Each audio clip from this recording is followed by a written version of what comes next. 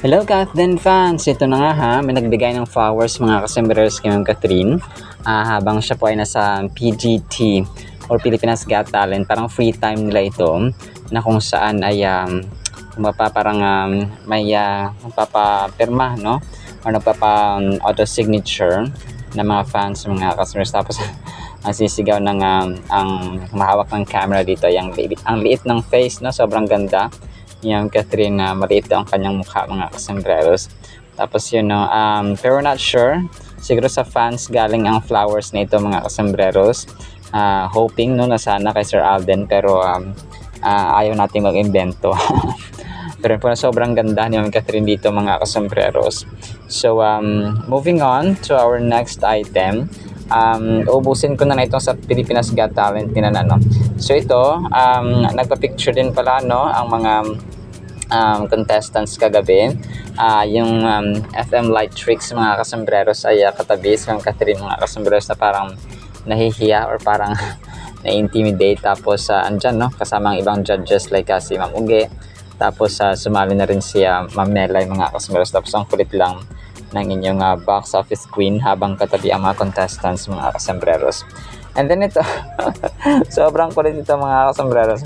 Kaya sabi ng mga fans, sabi na nag-comment dito or nag-post, dito ka pala sa Toycom, Alden, sabi nga na kasi yung padila nga ni Sir Alden ay dito pa rin, no, yung picture niya sobrang sikat na pinaprint na talaga siya, mga kasembreros. Kung kaya parang trending tuloy yung nag-post nito, mga kasembreros. Dito lang pala makikita si Alden, wala pa siya sa Amerika. Hindi, joke lang po. Joke lang po, kasi dito parang gumagala ka mo si box office king, mga kasembreros, at Myriad Myriad Incorporation's CEO, mga kasembreros. Sobrang kulit talaga ng nag-post dito, mga kasembreros. And then ito, syempre ang prayer, no, ni Sir Alden for today. Sabi niya dito is, Dear God, thank you for the gift of fathers. No, kahapon pala ito. Kagabi, no, para sa mga Father's Day, mga kasembreros. Today we honor the men who lead, provide, protect, and love with strength and humility. Bless every father with wisdom, patience, and courage as they guide their families with your heart. For those who are missing their fathers, grieving and hurting today, bring comfort and healing. Remind us all that you are the perfect Father who never fails, never leaves, and always loves. May every dad feel seen, appreciated, and strengthened today. In Jesus' name, amen and amen. So thank you so much, no? So ganyan na mention ko sa vlog. Ako po ay ulila na kami, no, sa tatay since I was 5 years old, mga kasembreros. Pero thank God, kasi maraming ginamit ang Diyos para tayo po ay magkaroon ng father figure, no? May mga stepfather and so on, mga kasembreros. And then ito, karugtong ito ng post ni Sir Alden sa Father's Day kahapon. Actually, hindi siya post ni Sir Alden, parang Kathleen admin. So, happy Father's Day, no? At saka kasama niya si Daddy Bay. So, this was, I think, 2023 or 2022 nila na picture, mga kasembreros. So, yon. And then ito, malaking issue ito ngayon, mga kasos. Parang, kasi sila Ma'am Christopher Min, ay parang vinlog nila, no, sa kanilang segment. Itong na-scam nga daw si Sir Alden Richards. Tapos parang sasabi na hindi lang maboka si Sir Alden, go on. Tapos 5 million daw na-scam, no. Tapos kasamahan niya sa trabaho or sa industriya or sa business, sa business venture. Yun ang scam sa kanya, no, si Sir Kenshan. Pero ito po ay wala po tayong dito, kasi wala tayong pruweba and we have no right to judge naman, Sir Ken. So only God knows, no, na kung ano ang nangyari dito, mga kasembreros. Pero kung meron man, ay sana ay magkaayos na ang bawat kampo, mga kasembreros. So si Sir Alden ay sobrang minsan sobrang galante niya, no. May mga times talaga na hindi kay Sir Kenshan, ha, yung sa ibang mga times na pag nanilibre siya, parang ganun, mga kasembreros. Kagaya dun sa out of order niya na pagdidirect, sabi ni Ma'am Heaven Peralejo, direct pag prutas ka naman, so, agad-agad may prutas mga kasombreros after 20 minutes. So pero yun, no, talagang ipag-pray na lang po natin kung ano man ang nangyayari mga kasombreros, because we have no solid na proof, no, at saka hindi rin naman binabalita sa mga networks mga kasombreros. And then ito, issue rin ito ngayon, parang marami nagtatanong kung bakit daw hindi in-invite si or uninvited si Ma'am Catherine Bernardo dito nga sa kakatapos lamang na Mega Magazine na parang ball mga kasombreros. So invited, ang daming invited, no? Sina Ma'am Cassie, sina Michael Sager, Cassie Legaspi, sina Kailin Alcantara, marami actually mga kasombreros nga, sila Ma'am Catriona Gray, sina Max Collins, sina tao dito, madami mga kasombreros, yung mga Miss Universe, no, na mga winners, no, si Ma'am tao dito, si Ma'am Atisa Manalo, ang tao dito, basta marami mga kasombreros. So si Ma'am Kat at saka si Sir Alden, of course, no, hindi sila nakarating kasi nga busy, no. Pero sa akin dito ay hindi naman sa hindi invited, kasi nga 'di ba sina Ma'am Catherine at saka si Sir Alden mga kasombreros ang cover ng Mega Magazine last November 2024. Tapos parang dalawang buwan silang naging cover, 2020 October at saka November yata, at saka hindi, parang November at December. So yun, naging cover sila mga kasombreros, na kung saan nga ay sobrang classy ng kanilang pictures mga kasombreros kuha dun sa Mega Style or Mega Magazine mga kasombreros. Pero para sa akin, siguro invited naman si Ma'am Kath, kasi wala namang bad blood siguro ang Mega Magazine or Metro Magazine sa kay Ma'am Kath at saka Sir Alden. Sadyang pinili lang talaga nila na huwag pumunta or sobrang busy mga kasombreros. So yun po, kasi ang sabi ng mga tao ay baka hindi daw siya invited mga kasombreros. So para sa atin ay invited naman siya or sila mga kasombreros. Sadyang they have list of priorities na nakaschedule na. So yun po mga kasombreros. So actually yun lamang po sa ating Cat Din items. Magsasara na po ang tindahan ni Kasombrerong Dennis for today, and maraming salamat po sa patuloy na sumusubaybay sa ating YouTube channel. So sana po ay Panginoon po natin Word of God, and blessed evening po. So about this today is June 16, 2025, Lunes po ng gabi. At para po sa ating Word of God mga kasombreros ay sobrang realistic at napakaganda po nito. Ang title natin, Generation Passes, Ecclesiastes 1 verses 3 to 4. What profit has a man from all his labor in which he toils under the sun?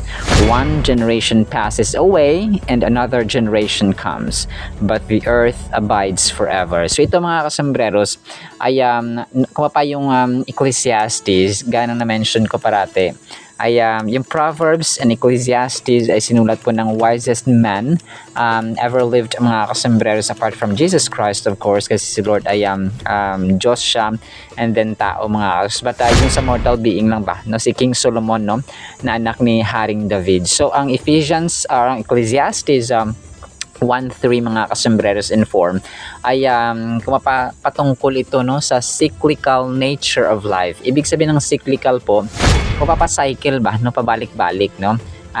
One generation comes, one generation passes away.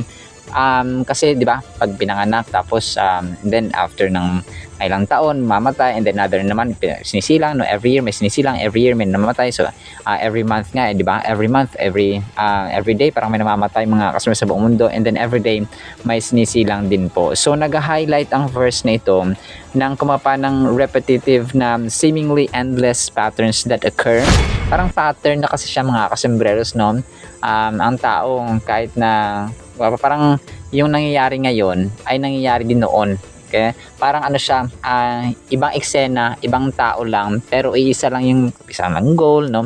Maging mayaman or magtrabaho, kumain, matulog, no, gumala, pumunta sa ganto, gawin ang ganto, gawin. So parang ano siya, kaya sasabi ni King Solomon dito na what profit has a man from all his labor, no?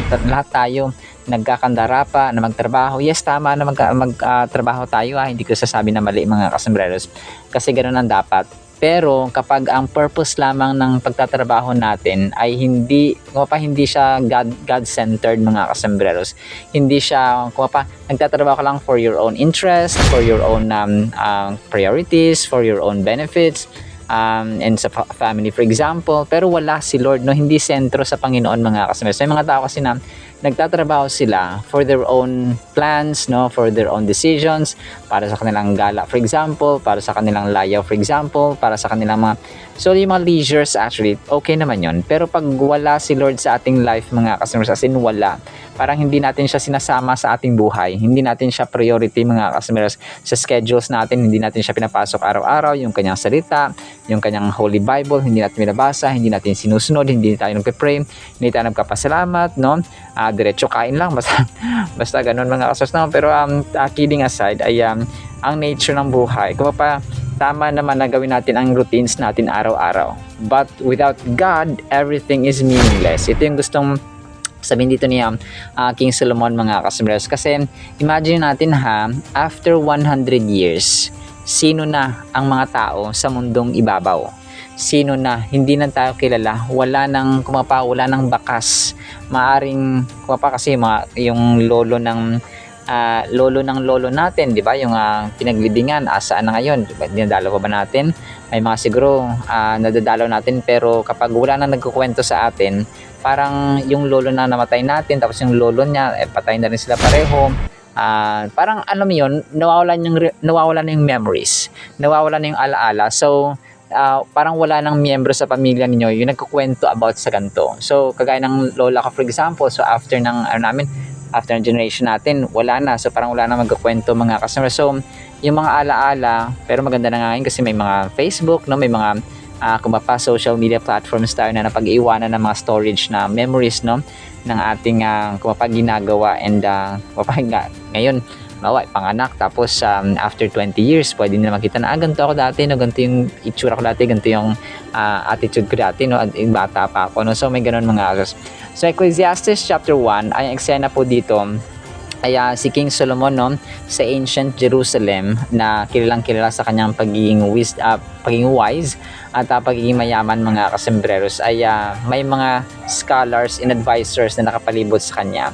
And yung room for example ay napakaganda, no, kasi bilang ikaw ay hari, bilang ikaw ay isang presidente or leader ng iyong bansa, you are living in a comfort and luxurious life, no. Pero ito sasabi niya po ni King Solomon na everything is lahat ng labor, lahat ng pagpapagal, lahat ng paghihirap natin, lahat ng overtime natin, lahat ng kinita natin, kasi di ba parang pag sumahod ka ngayon, mauubos agad kapag hindi mo siya invest. Parang pambayad ng kuryente, pambayad ng ganito, pambili ng ganyan. So parang paulit-ulit. So as time goes by, no, as years go by mga kasambreros, ay meron tayong tinatawag na cyclical, cycle na lang yung ating ginagawa.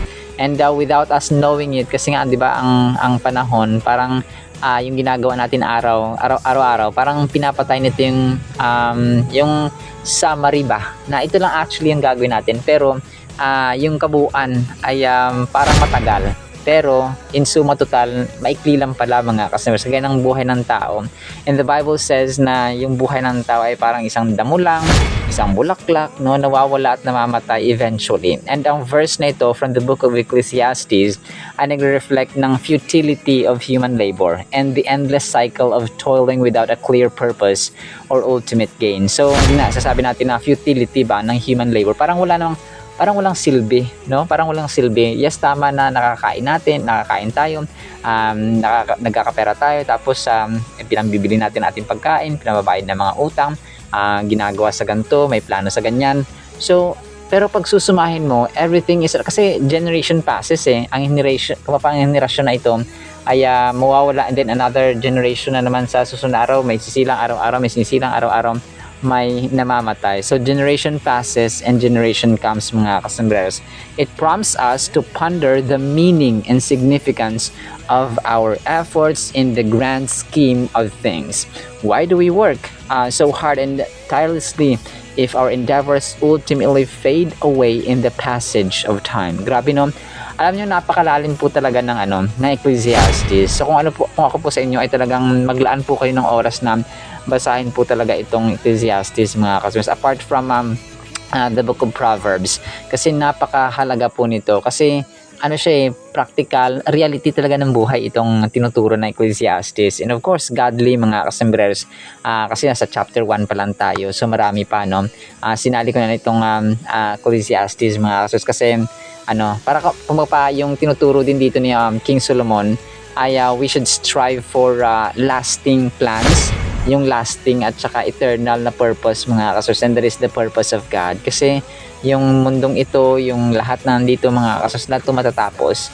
But if we are focused, we are godly-centered people, mga kasambreros, meron tayong inaasam na hindi man dito sa mundong ito, but there is afterlife, no, which is eternal, which is forever, which is hindi natatapos, mga kasambreros. So the pursuits and accomplishments we strive for this world, whether it be wealth, no, success or fame, are ultimately fleeting and temporary. These worldly pursuits may bring temporary satisfaction or happiness, but they do not hold lasting value or significance in the grand scheme of things.